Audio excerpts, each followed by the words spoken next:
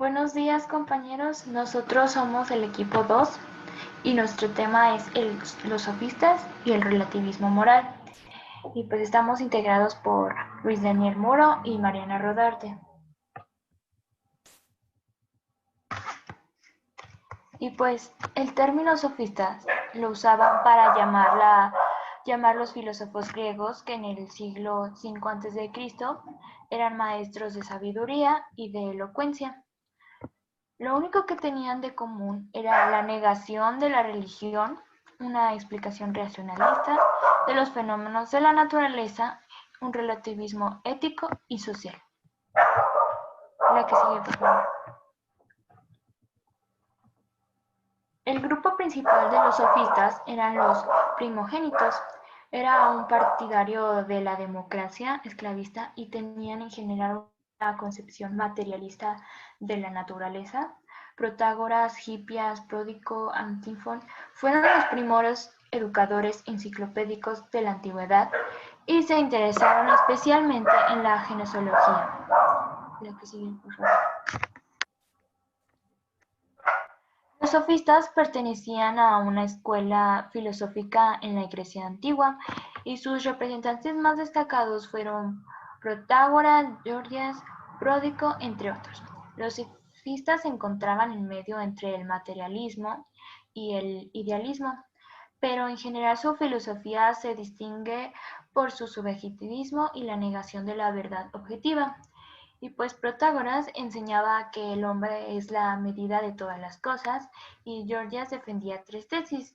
Una era la de nada existe, otra si algo existiera sería inconcebible para el hombre y la otra si fuera concebible tampoco se podía transmitir o explicar a los demás. Y pues los sofistas actuaban como maestros de elocuencia y del arte de vencer al adversario en la disputa refutando sus argumentos. El que sigue, por favor.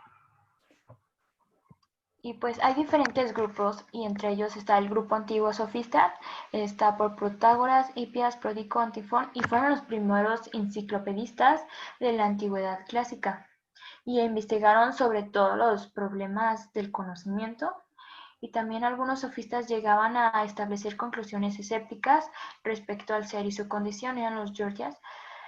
Los sofistas pertenecientes al campo aristocrático, Crítigas y Podamo, tendían al idealismo filosófico, y otro eran los sofistas tardíos, que eran considerados como maestros del pseudo-sabiduría. Y pues a continuación veremos un video de los sofistas. Sofista viene del griego sofía, que significa sabiduría, y sofos, que significa sabio, de lo cual deducimos que los sofistas eran personas que se decían a sí mismas sabias. Entre ellas encontramos a Protágoras, Gorgias e Hipias. ¿Qué es lo que caracterizaba a un sofista? Pues, por ejemplo, Protágoras sostenía que el hombre era la medida de todas las cosas, es decir, eran convencionalistas. Creían que el bien, las leyes o la virtud eran simplemente convenciones morales que todos los hombres compartían dentro de una ciudad en un determinado contexto. Por lo tanto, eran relativistas. Sostenían que lo que para una persona puede ser valiosa y loable no lo es para la otra, y a la inversa. Por ejemplo, Gorgias había postulado que nada existe, si algo existiera sería incognoscible, y de ser cognoscible sería incomunicable. Es decir, eran completamente escépticos de que existiera algún tipo de verdad que pudiera ser universal a todos los hombres, tanto desde el punto de vista jurídico, científico o incluso respecto de las divinidades y de la religiosidad. Por lo cual, ellos eran maestros del debate. De hecho, cobraban por sus enseñanzas de retórica, gramática y dialéctica, es decir, para aprender a ganar e imponer un determinado tipo de argumentos, sean unos u otros, contrarios entre sí, a ellos les daba lo mismo. Simplemente enseñaban a ganar la discusión. Por lo cual su discurso, sus largos monólogos, estaba lleno de ardides, de artimañas, que imponían la duda, sembraban la confusión en los interlocutores y de este modo conseguían hacerse con la victoria retórica en el campo del discurso.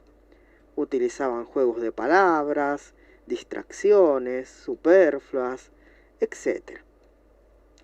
De esta forma se granjearon la mala fama de ser, por así decirse, charlatanes. El relativismo moral.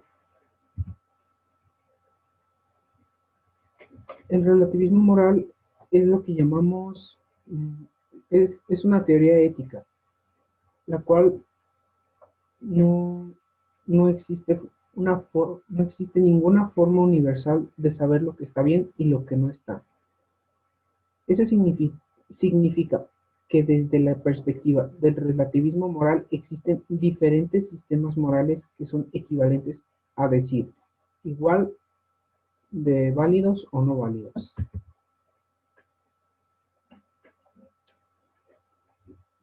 El relativismo moral puede limitarse a señalar una situación que hay varios grupos con sistemas morales que se contradicen y que chocan frontalmente. Teniendo eso en cuenta, nos sorprende que utilizasen su habilidad discursiva y facilidad de pensamiento para defender unas u otras ideas dependiendo de quién les pagase.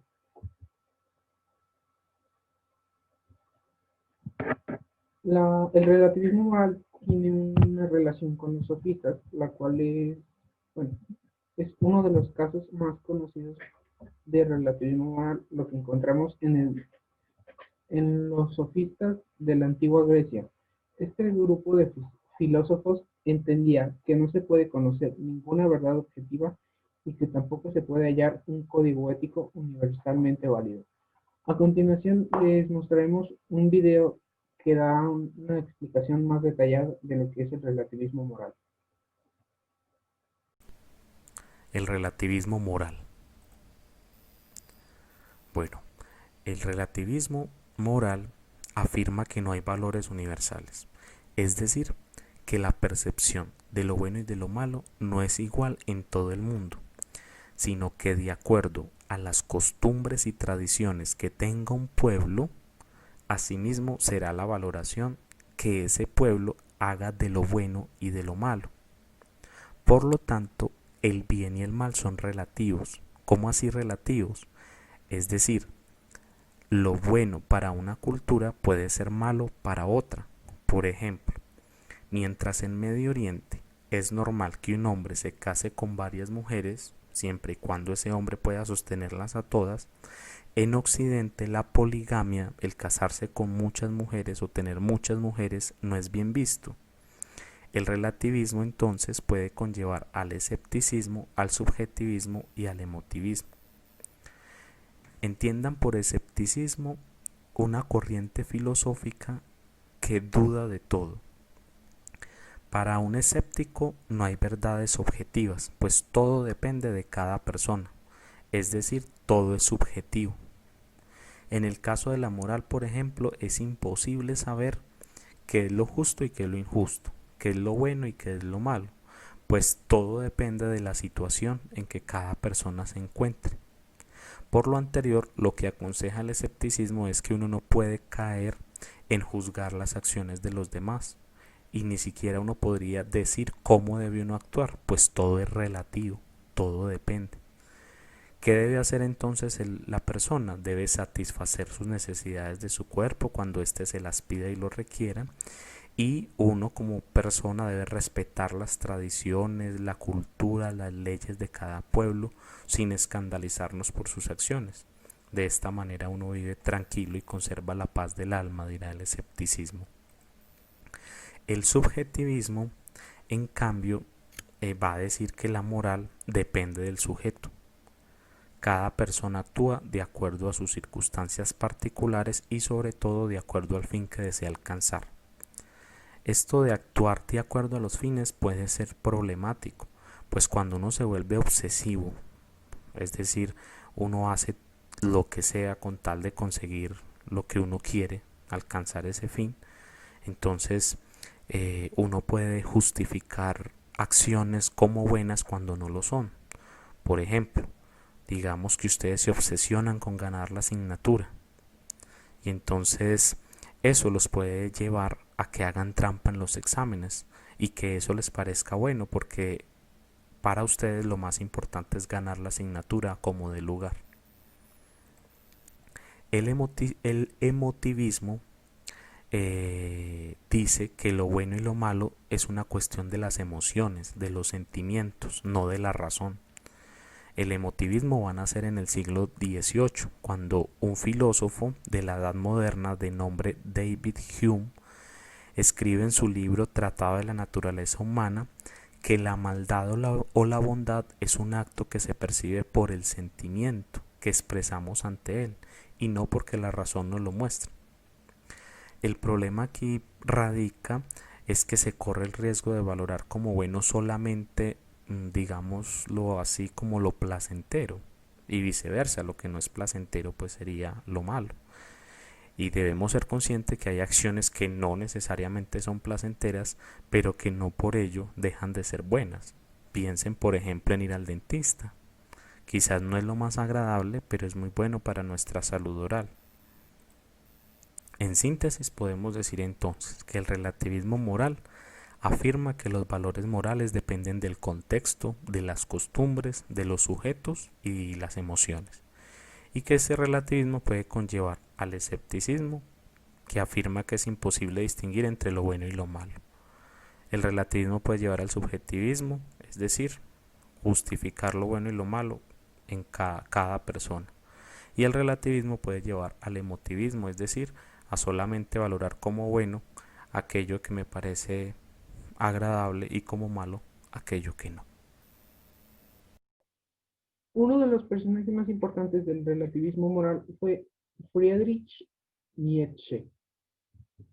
Nietzsche no se caracterizaba por defender el relativismo moral, pero sí que negó la existencia de un sistema moral universal, válido para todos. De hecho, señaló que el origen de la moral está en la religión, es decir, en una invención colectiva para imaginar algo que está por encima de la naturaleza. Más tarde, muchos otros filósofos de la modernidad cuestionaron el estatus ontológico del bien y del mal, considerando que son tan solo convenciones sociales. Estos son los links de nuestra información. Muchas gracias. Somos el equipo 2 y agradecemos por su atención.